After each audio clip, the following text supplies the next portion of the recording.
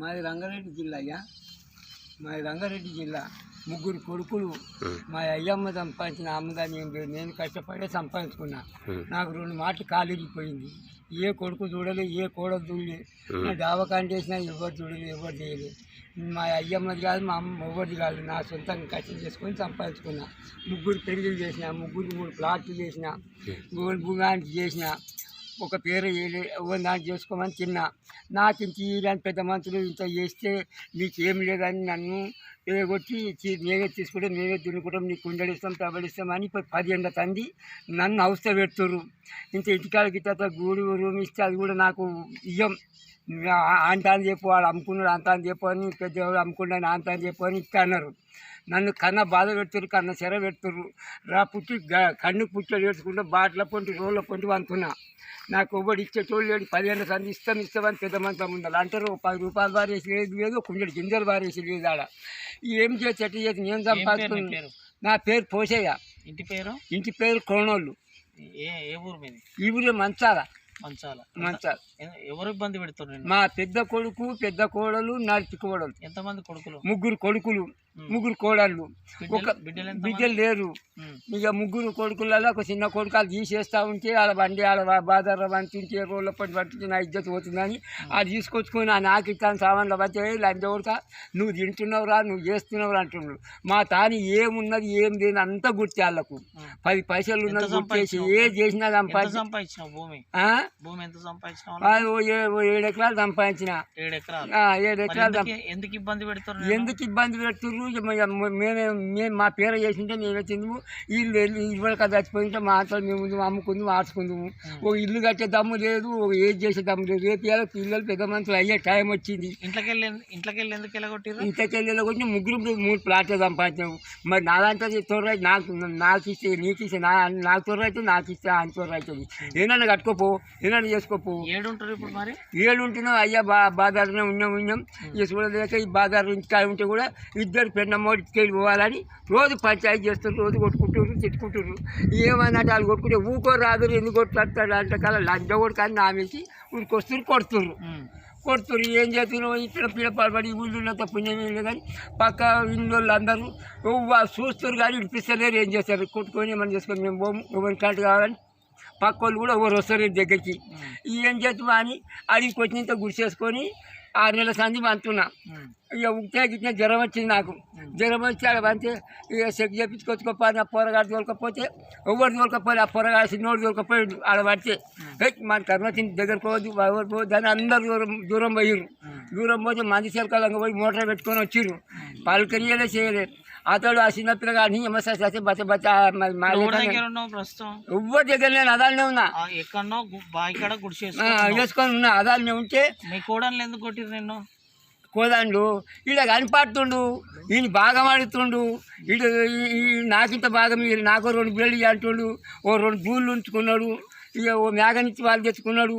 ఇవన్నీ ఇవ్వనికి మాకు ఇస్తుండా, మాకు చేస్తుండా? అంతా ఆడే తింటుండు, ఈడే చేస్తుండు. వాడు ఎలగొడతా ఉంటే అయ్యో నాకు మాట వస్తుంది కానీ ఆడు సామాన్లు వేసుకుంటే సామాన్లకి వెళ్ళి పోవాలని ఎలగొట్టింది. మళ్ళీ ఆడేసుకుంటే ఆడికెళ్ళి నాదా ఈ భూమి నా పాలకే వస్తుంది, రేపు నా ఇంటికే వస్తుంది. ఎల్లుదా ఇడికెళ్ళి ఎల్లుదా ఇటు డొంక ఉంది. డొంక దాటిపోతే డొంక దాటుతుంది. ఇలా అయ్యదా నా అమ్మదా ఎవరు దాన్ని పోదు నాయన. కానీ నా బాధ పెడుతుంది. పొద్దుముట్టే ఈ కట్టి ఇక్కడ ఈ పంచనాల కాడికి వెళ్ళి కన్న సిరబెద్దులు రోళ్ళ పొంటే వంతున్న చేస్తుంది. ఏమని అంటే ఎన్నో మాట కొడతాం చంపుతామని దాకా వచ్చి చిలక దాకా మరి ఎప్పుడు చంపుతారు? సంపూర్ణ మరి ఒక పరు రాయన్న ఇస్తే ఇంతమంది చేసి కానీ పెద్ద కుర్మలు అలసిపోయారు, అర్జెంట్ అలసిపోయారు, రెడ్లు అలసిపోయారు. మీ పంచాయతీ జగదయ్యా, మీ పంచాయతీ, మీ కోడలు మీ కొడుకులు వినరు. మీ పంచాయతీకి ఇచ్చినే పొమ్మిది వచ్చిందాకా అని అంటూ ఉంటే కాలం కట్టుకుని పోతూ ఉంటే ఇక రోజుకో మెట్టు ఎక్కువ అవుతుంది కానీ తక్కువ అయితే లేదు. ఇప్పుడు నువ్వు ఏం చేస్తే బాగుంటుంది? ఆయనే చెప్తాను. ఆయన నువ్వు చెప్పు. నేనేం చెప్పా? నాకు ఇక అంతా ఆయనే. అంత ఏంది ఆయన? ఈయన చెప్పిండు కదా ఇక అంతా. నీకు ఇబ్బంది అవుతుందా? ఆయనకే ఇబ్బంది అవుతుందా? ఇప్పుడు ఇద్దరం ఒకటేగా. మరి అదే చెప్పు, నీకేమనిపిస్తుంది? ఇబ్బంది అయినా ఇక వాళ్ళు బదలాం కేతు అయ్యర్రు. ఇక వాళ్ళు ఎంత పెట్టినా నువ్వు ఏమన్నా చేసినా గాని చిన్న కొడుకు బాధ్యత నీ బాధ్యత అని పెట్టిర్రు. అలా తెలిసిపెట్టామా? మీరేం కోరుకుంటున్నావు ఇప్పుడు? నన్ను నీకు ఇబ్బంది ఏమైంది? ఏ బాధ వచ్చినా అతన్ని అనొద్దు, ఏ బాధ వచ్చినా నేను ఏమంటున్నా అంటే నీకు ఇబ్బంది ఏమనిపిస్తుంది ఆయన విడిచిపెట్టు. నీకు ఇప్పుడు ఆయన మాట్లాడాడు, నన్ను చంపుతుంటారు, నన్ను కొట్టిరు, అనేక ఇబ్బందులు పెట్టిరు, నేను బతకలేను అని మాట్లాడుతుండు. నీదేంది? అందరు కొట్టిర్రు, అందరు చేసిర్రు, బతకలేమైనా వీళ్ళు ఇజ్జత్ పోతుంది అన్నీ మూసుకొని ఆడున్నాం. ఆడు ఉండనిస్తలేరు. ఇక మాకేడ ఇంటికాడ మాకు సౌలియత లేదు. ఇవ్వని దానికి ఇచ్చేసినాం, ఈడ కూడా ఇవ్వని దానికి ఇచ్చేసినాం. ఏడన్న గుడి చేసుకున్నా ఆయన ఇష్టం ఉండి వేసినా కానీ ఆయన అనొద్దు, ఈయన అనొద్దు, ఎవరు అనొద్దు. మేము పోయేదాకా 4 గాళ్ళు ఉంటాం అంతే. ఎవరు పెట్టకున్నా సరే మేము రెక్కలు ఉన్న రోజులు చేసుకొని బతుకుతాం. ఒకవేళ మూలకు పడితే ఎవరన్నా తీసుకుపోయి ఆ మూలకు పడ్డాక కూడా చేసేప్పుడు ఏమని వద్దావు చేయకమన్నా చేయకపోయిన పోని అన్నే మురిపోని అన్నే చేయిపోయినా సుమ్మోడు అని ఏమన్నా ఉంటే తింటే ఏమన్నా ఉంటే తీసుకొని చేసేసేసరి ఎప్పుడు మురిపోతాం.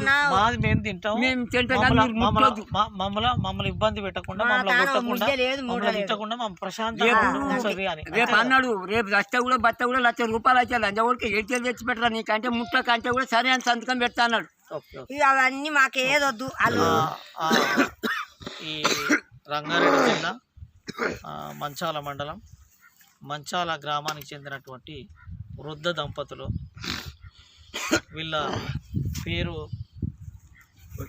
పోషయ్య భారతమ్మ. ఇంటి పేరు పోషయ్య భారతమ్మ.